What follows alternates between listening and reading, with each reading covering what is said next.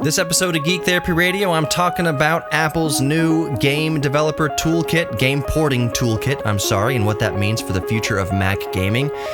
I talk about my new MacBook Pro. I traded in my 13-inch MacBook Pro, and I've got a 16-inch MacBook Pro. Let's talk about that a little bit. We talk about my home air conditioning woes and repairs.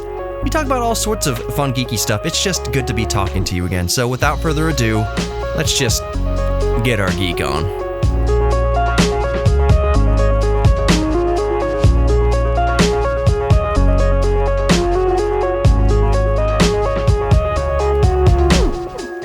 It is so nice to be back behind this microphone, which, by the way, today is the MXL V67G that I have had for almost exactly 20 years now. I bought it in the year 2003 when I was broke and going to audio recording school, sound engineering school in North Hollywood, California.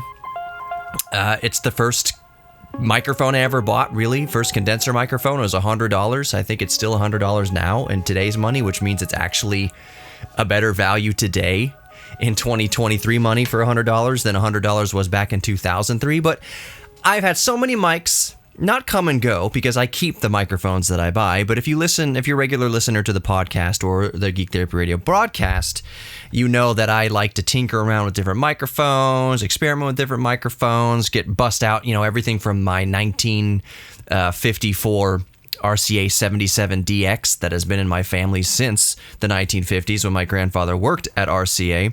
From that kind of vintage microphone, which I can't even put a price on. It's probably worth a few $1,000s easily over $2,000 just as is, if not more, just because of its vintage and its heritage.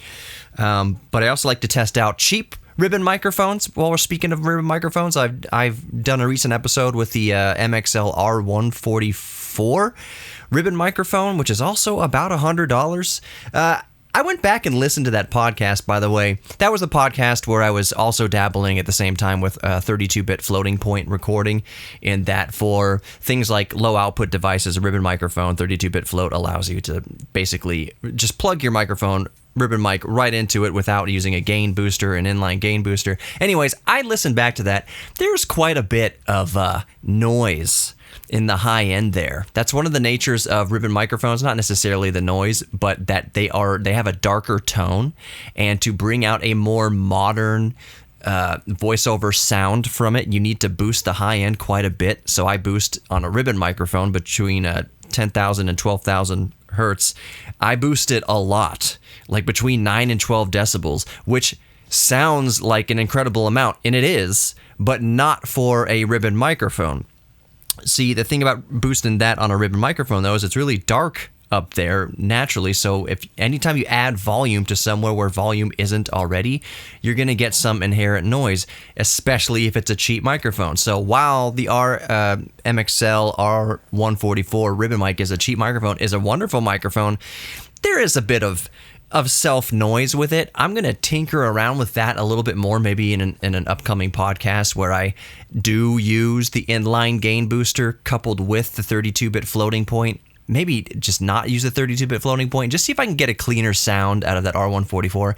I don't think it's going to happen because, again, if you're boosting 9, 12 decibels in 10 kilohertz range, no matter what microphone you're using, if you're boosting that much in that range, and especially if there's not much there to begin with, you're just going to be getting the self noise of the microphone. Anyways, I didn't originally crack the mic here to bring this fresh new episode to talk about microphones necessarily. A lot has happened in the tech world in the past couple weeks since I've been able to record a fresh episode. I went on a family vacation with in-laws. We went to Sunset Beach, North Carolina. Shout out to anybody listening from the Carolinas who know exactly where Sunset Beach is. It's just a shout from Myrtle Beach, South Carolina. And that's where we stayed for a week, and it was absolutely wonderful. With a 2.5-year-old and my brother and sister-in-law's young children, I wouldn't call it much of a physically relaxing break, but it was an excellent mental break. right up until that vacation. You guys know what I'm talking about? Guys and gals, you know what I'm talking about? Where you won't go on a vacation with kids and it's not a physical break. Like, you're not going to be sitting there on the beach lying in a lounge chair drinking Mai Tais, just kind of listening to the waves from sun up to sundown, just getting loaded on pina coladas. You're watching kids. You don't really have the opportunity just to relax on the beach. It just doesn't happen. But I wouldn't trade the experience for anything in the world. This chapter in life, this season in life, this is where I'm at, and I know a lot of you are dads listening out there, and I'm recording this right before Father's Day. Actually, it's going to air on Father's Day, 2023. I try to be evergreen here, but I'm recording this 2023. This is the Father's Day episode, I guess you could call it. You dads know what I'm talking about. When your children are in this stage of life, young children, Riker is, he'll be 3 in October, so he's 2 and 8 years old. You know exactly where I'm at right now as far as vacations with a child. It's not a physical vacation. Like I said, not lounging around for 10 hours a day drinking pina coladas. You're chasing a 2-year-old. But that is its own joy. And while it wasn't physically relaxing, the mental relaxation was worth its weight in gold. Up until that vacation, I had been plugging away at work. We had a new exhibit opening at the Houston Museum of Natural Science, the Sharks and Meg exhibit with sharks and megalodon and all the myths and facts about sharks and megalodon. It's an awesome exhibit. At the same time, we had our corpse flower bloom, and corpse flowers bloom once every several years, typically, depending on the size of the plant, like once every 8 to 10 years a corpse flower blooms and the whole place smells like death. And our corpse flower we named Meg in honor of Megalodon for the sharks exhibit. It decided to bloom right when the sharks exhibit was opening, so it was a media frenzy. I know it's hard to imagine, but Meg, the corpse flower, equally stole the spotlight for the sharks exhibiting opening. Like, we had news outlets, local news stations. I was setting up live feeds that news stations were pulling from the live feed I set up. It was absolutely nuts. Absolutely nuts. That was all going on before the vacation. So when the vacation came around, it was a great mental break from that. Anyways, I do have some geeky stuff to talk about. I think this is going to be a Geek Tabs episode, and I'll explain what that is when we come back for the new listeners in the new segment. You're listening to Geek Therapy Radio. Don't go anywhere.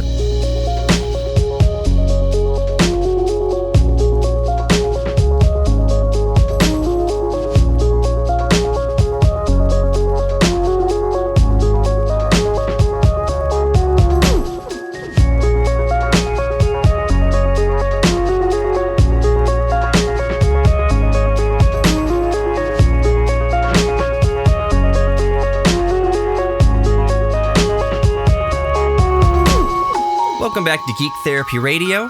You've got your mental curator, Johnny Hemberger. I think this episode, as I hinted at in the first segment, is just going to be, eventually, if I get to it, that's the other thing about me, is if I even get to this, it might be a Geek Tab episode. And what that means is I just opened my phone, which is a Galaxy Fold phone. You can hear it on the microphone here, opening up and shutting. Very cool phone, but I'll get my phone and maybe my tablet and kind of see what tabs I've had open over the past couple weeks or between shows and kind of see what I want to talk about. Maybe WWDC 2023, the Apple Vision Pro and everything. There's been a cool dev kit. It's not under the radar, and I don't want to get into too much detail about it right now, but Apple did release their game porting toolkit, their GPT. It has nothing to do with AI necessarily. It's just called the game porting toolkit, which is going to allow developers a hopefully an easier pathway towards bringing AAA titles to native Mac platforms like the M chips, Apple Silicon. So basically, in a nutshell, I'll explain what it is, just in a nutshell. So just today, I watched a video, Dave2D, which Dave2D is one of the best YouTubers because he's so to the point, and every time he gets on the camera his hair is even more disheveled and you can see him growing a little older. I know he has kids. I've asked Dave2D to come on Geek Therapy Radio 2 or 3 years ago, and he's like, bro, I've got no time, because at the time, I don't know this is still the case now, but he was like an engineer or a software engineer. YouTube wasn't his only thing. As a matter of fact, when you watch Dave 2D's channel, another reason why it's so great is that he very, very rarely ever has sponsors or runs ads or anything like that, because he's got his full-time job. He made good money before YouTube and while he is on YouTube, and I think it seems like he still has that full-time job, and YouTube has always been, for him, this kind of auxiliary thing. And he might make enough money now off YouTube. I don't know how much money he makes off YouTube. I just know that YouTube isn't his only thing. And he has children.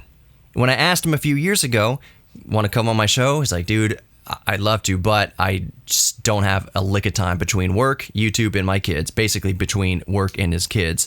He barely has time to make YouTube videos. And anyways, I was watching him. He did a 3-minute video, which is perfect, kind of explaining what this Apple game porting toolkit is. He said he was on an airplane on the way home from WWDC 23, and he saw somebody on a MacBook Pro or MacBook Air, whatever, running Cyberpunk 2077. And he said, Dave 2D said he didn't really think much of it, because you can play Cyberpunk 2027 on MacBooks. We've seen that before. You usually use the game streaming service, GeForce Now or whatever. But then he thought about it. I was like, wait a second. There is no, on this flight, there wasn't any Wi-Fi, as he said, or not strong enough Wi-Fi to be streaming in that quality. And he said, all right, after the flight, he said, all right, curiosity got the best of him. And he said, hey, how are you running Cyberpunk 2077? It's the game development toolkit, game porting toolkit. The guy on the flight was tinkering around. He was running Cyberpunk 2077 natively on his Apple Silicon MacBook. And here's the thing about it. While we are only days into the kind of the development, the launch of this game development toolkit from Apple, we are only days into it. As of recording, it's literally days into it. We are just at the beginning of this. But this is massive for gaming, mainstream gaming on MacBooks, on Apple devices, period. I have said it, and many of my other colleagues in the kind of tech sphere have said the same thing, that MacBooks are so good now. Mac Silicon is so good that there's no reason why more games shouldn't be developed for Mac. Now, there are already some games that do work on Mac. Tomb Raider being the one that comes to mind right now. I always fire up Tomb Raider on my MacBook to kind of benchmark and run tests, and it runs spectacularly on Apple Silicon. But other developers, like bringing Cyberpunk 2077 to run a MacBook natively. What I want, what I've said on this show ad nauseum, is that I want Microsoft Flight Simulator 2020 and 2024, that's coming up, by the way, to run natively on Apple Silicon, because streaming it through Xbox or like Microsoft Game Pass or whatever is cool, but there's no keyboard support. Everything you do in Microsoft Flight Simulator through Xbox Game Pass, Microsoft Game Pass, whatever you call it, has to be done with your Bluetooth controller or whatever controller you've got plugged in. You can't type anything. There's a bunch of commands that I use in flight that require a keyboard. For instance, I need to reset my altimeter, recalibrate my altimeter. I press the B button on my keyboard. There's no dedicated button on a mouse or on a controller like an Xbox 360 controller to reset my altimeter mid-flight. Can't do it. So anyways, it would be great if Microsoft Flight Simulator 2020 or 2024 in this case would run natively on Apple Silicon. And that's what this game porting toolkit will allow. There's already a flurry of activity. It's very crude. Let me just read the blurb off of Apple's gaming wiki, just right here, or the Apple gaming wiki. I don't know if it's owned by Apple or run by Apple or not, but it's applegamingwiki.com. And I'm just going to read the first paragraph here, kind of explaining what it is. Game porting toolkit from Apple Gaming Wiki, the wiki about gaming on M1 Apple Silicon Macs. Again, I'm quoting all of this. Game Porting Toolkit is Apple's new translation layer released on June 6, 2023. Game Porting Toolkit, GPTK, combines Wine with Apple's own D3D Metal, which supports DirectX 11 and DirectX 12. This is a less user-friendly method of installing Windows games on Apple Silicon Macs compared to Crossover or Parallels. However, it unlocks the ability to play many DirectX 12 games. A lot more games work using GPTK. However, games that use anti-cheat or aggressive DRMs generally don't work, along with games that require AVX, AVX2, e.g. The Last of Us Part 1. So, that's the end quote from Apple, from the Apple Gaming Wiki. It's a way to play games natively on Apple Silicon, but what it really is, though, like the main point of this, the main attraction to this, like the big deal about this is it helps developers. They can see raw readouts of how they are, how they're coding or how they're repackaging. I'm not a software designer or programmer. I don't know all the technical terms here, but how their tweaks to the game are affecting how well it runs on Apple Silicon, and they can see that in real time. So I'll just give it, for instance, on like how well things run. If you watch Dave 2D's video on this on the Game Developing Toolkit, you'll see. So let's say if you have like a Windows PC and a decent graphics card and you're running Cyberpunk 2077 at 60 frames a second on your PC. Well, running it through the Game Porting Toolkit, it'd be running at like 30 frames a second, maybe 35, 40. But as you're running it, the developers can be making tweaks to the code as they're playing it, or turn off the game and recode it, and basically see how their tweaks to port it over to Apple Silicon, how those tweaks work in basically real time. And it makes it's just a lot easier pathway for game developers to start running their games on Macs, make ports of them for Mac.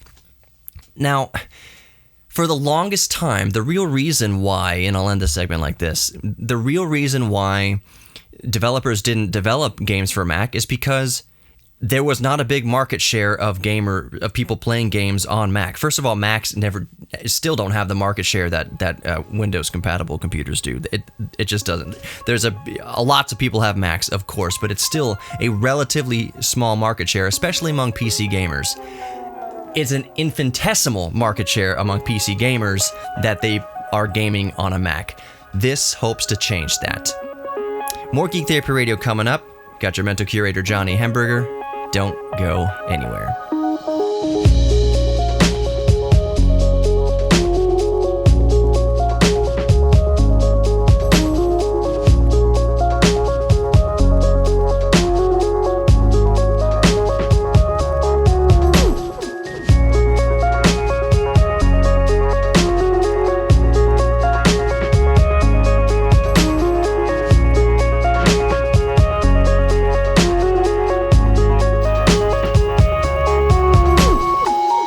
Welcome back to Geek Therapy Radio. You've got your mental curator, Johnny Hemberger. So, speaking of Macs, and we were talking about Apple and MacBooks and whatnot, I actually have a new MacBook Pro.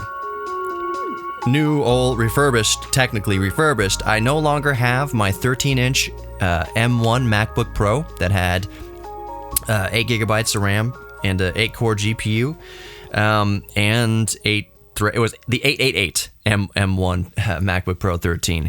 8 cores, 8-core GPU, and 8 gigabytes of RAM. Fantastic little computer.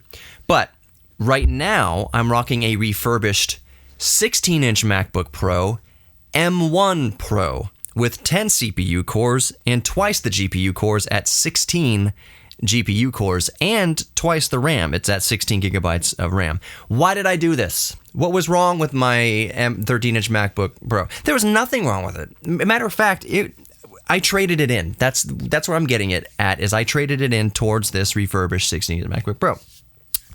A while back in 2020, when I first got the 13-inch MacBook Pro, I said on this show, and maybe I'm too lazy to go find out where I said it, but I said it somewhere back there, and I've said it probably a few times sporadically over the past few years on this show. I said the real winners in Apple's change to their own in-house silicon, the M1 chips, I said the real winners are when the M2 chips come out or the M3 chips come out, and these M1 laptops start going on massively discounted sales. The real winners here are the people who are going to buy a $1,500 laptop 2 or 3 years later for under $1,000 once the upgrade cycle continues, because these M1 chips are just spectacular chips, and they will continue to be spectacular chips for 3 to 5 years, maybe 7 years. Obviously, they'll still be usable in 10 years, depending on if Apple still supports. Apple has a pretty... And correct me if I'm wrong here, because I am not a lifetime Apple user. I have used in recording studios and different production scenarios, but like for my personal use, I dove into the Mac ecosystem. I'm still very much in the PC ecosystem also, but I dove into the Mac ecosystem in 2020 with the M1 MacBook Pro 13-inch. But I haven't been in in the Apple walled garden much more than that. I've had a couple iPhones way in the past, but correct me if I'm wrong here. Apple has a pretty good record of supporting their devices throughout the years.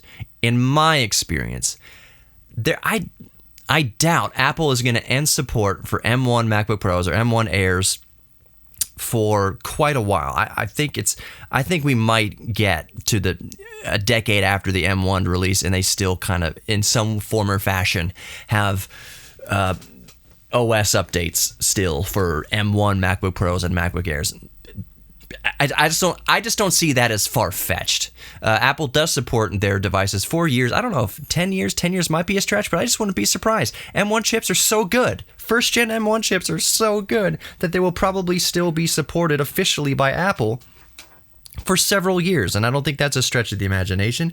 So anyways, a few years ago when I said the real winners are going to be in 2 or 3 years when Apple comes out with the M2 chips, and then the M1 chips are at a steep discount, but darn near just as good as M2 chips. I mean, the margin between an M1 and an M2 is like 20%, something like that, which sounds like a lot, and it is a little chunk, but it's not like this massive gain over an M1, especially when you could figure in the price. Like if you're going to buy an M1 MacBook Pro 13-inch versus an M2 MacBook Pro 13-inch or 14-inch, whatever, but you're going to save $1,000.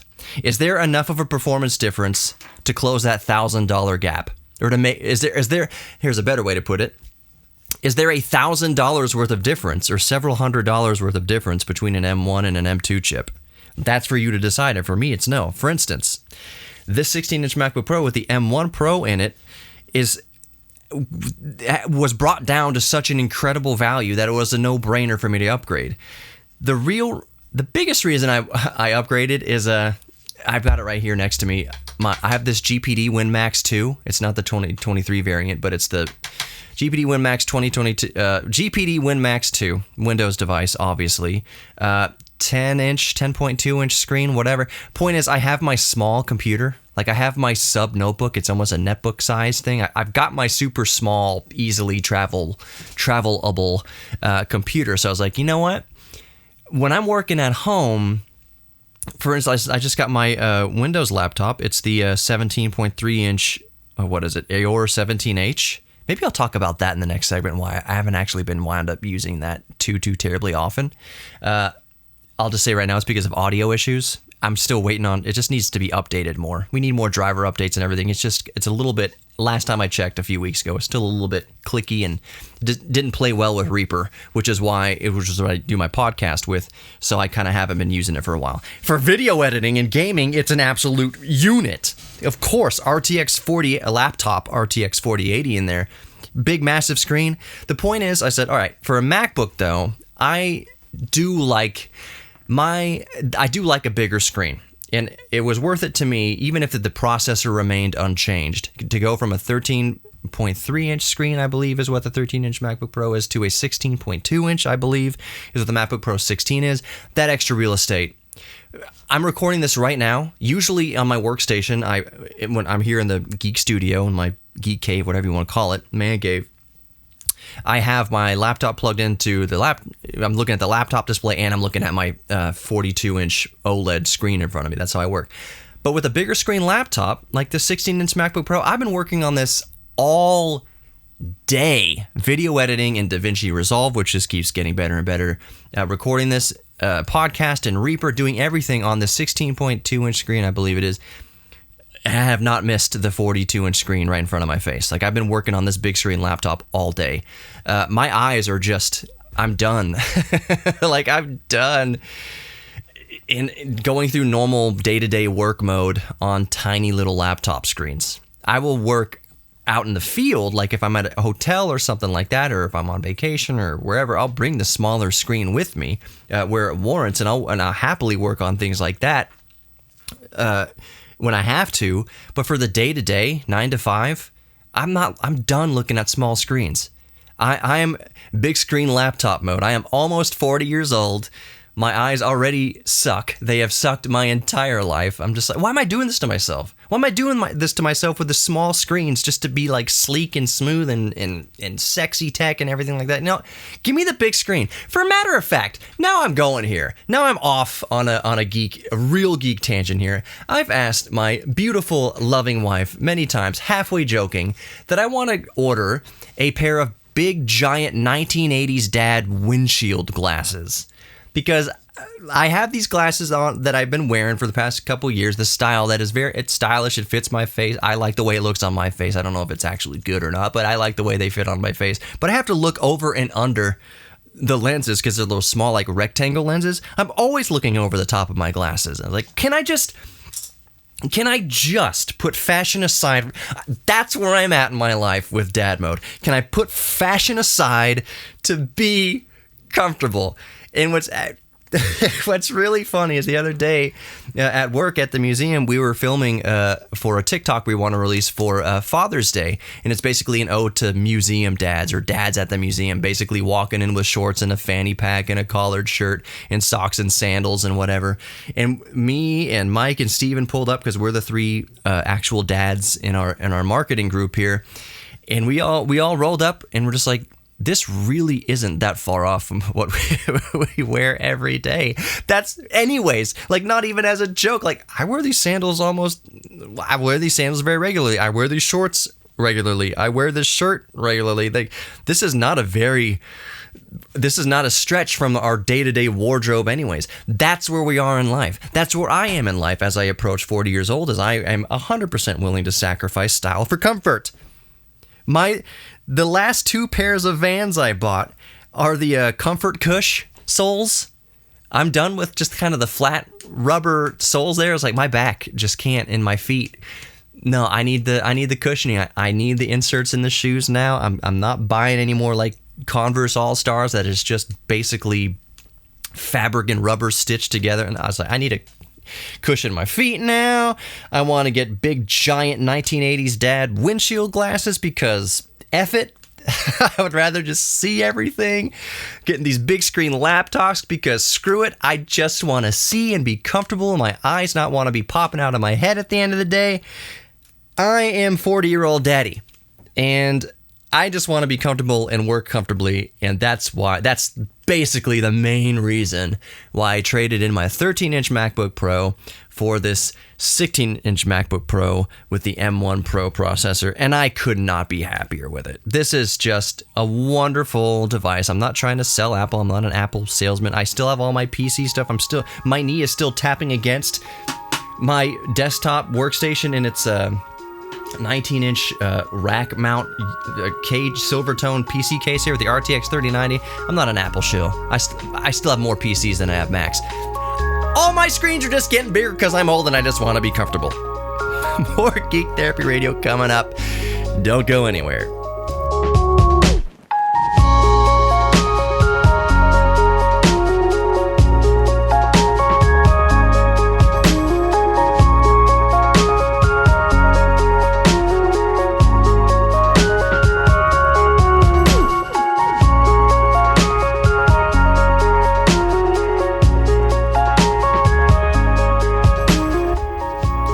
Welcome back to Geek. What did I just do?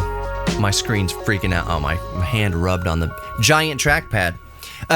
Anyways, I'm back. I'm back to where I should be. Back at cruising altitude now. Welcome back to Geek Therapy Radio. You've got your mental curator, Johnny Hemberger. I have air conditioning in my house again. Well, air conditioning that actually works in my house. I came back from vacation, and I had set my thermostat to like away from the house mode, basically where I set the inside thermostat to like 85 degrees and leave it there while we're on vacation. And believe me, it will still come on at 85 degrees. Like it gets to 85 degrees in this house in Houston in the summertime rather easily. So that's not too far-fetched to have it set at 85 on vacation. A lot of people set theirs way lower than that on vacation. Like, yeah, I leave the house, I bump it up from 69 degrees to 75 degrees when I'm away. I'm like, that's Arctic to me. Who is utilizing that cold air while you're away? 75 degrees? That's another dad mode of mine is, you set your thermostat that low? That's insanity.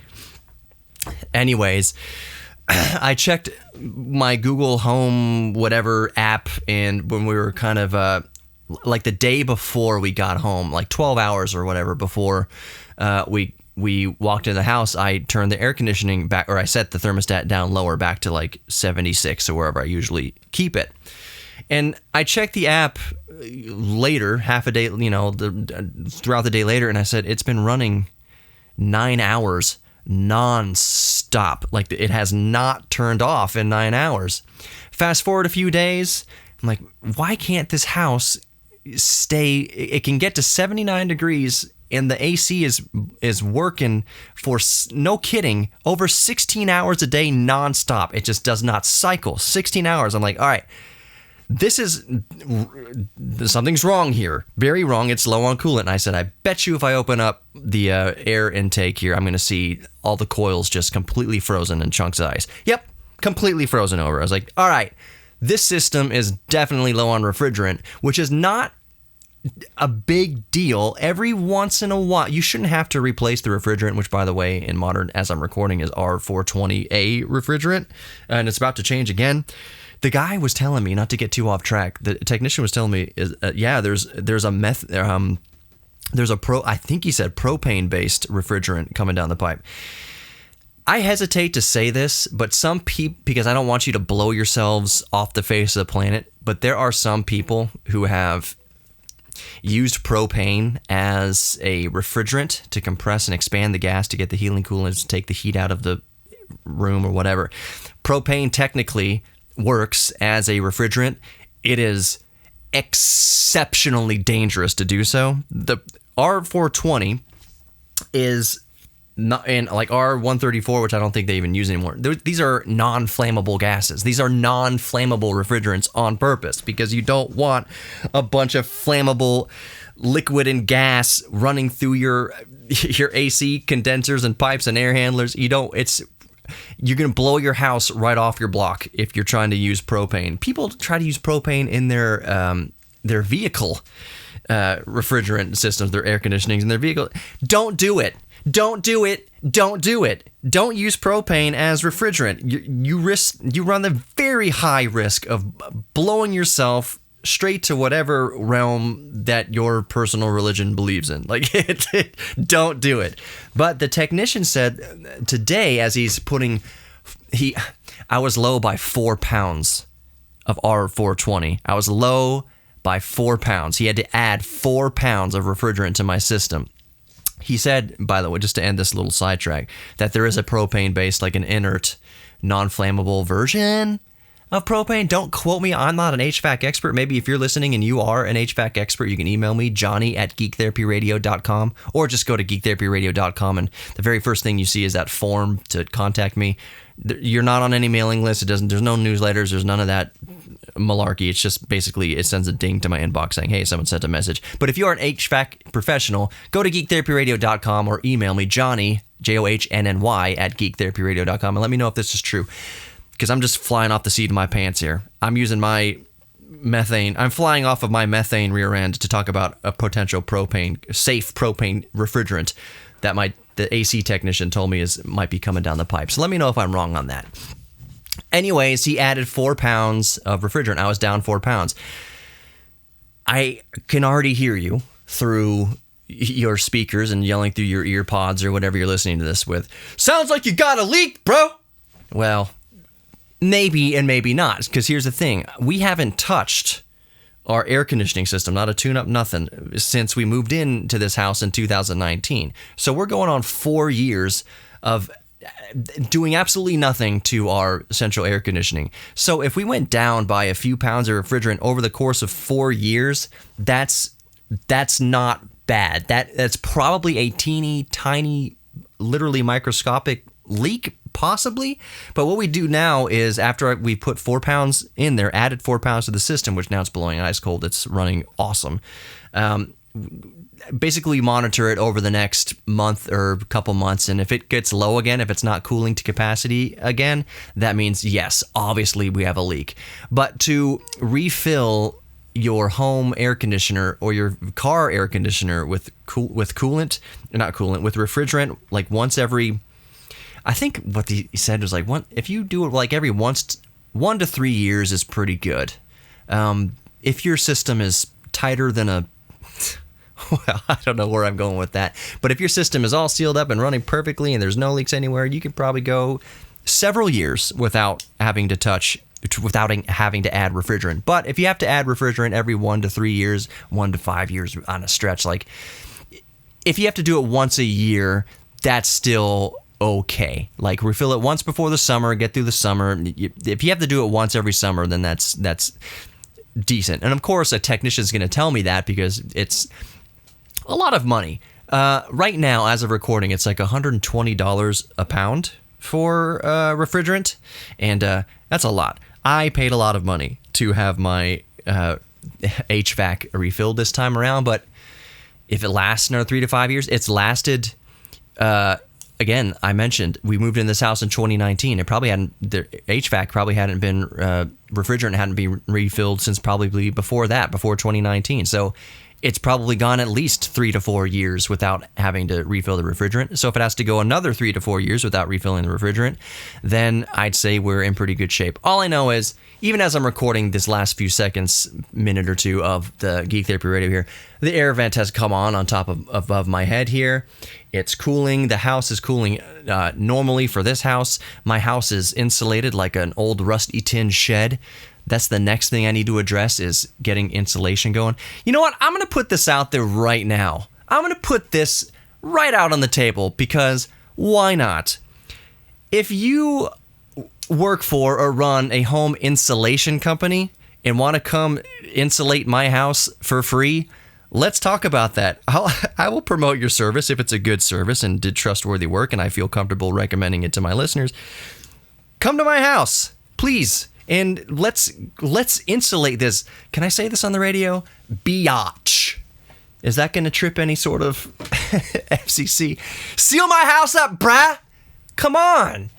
Just talk to me. GeekTherapyRadio.com is how you contact me. Johnny, JOHNNY at GeekTherapyRadio.com. I'm serious. If you want to come out to my house and seal it up, and let me talk about you on the radio, send people to your company if you do a good job, I'm all about it.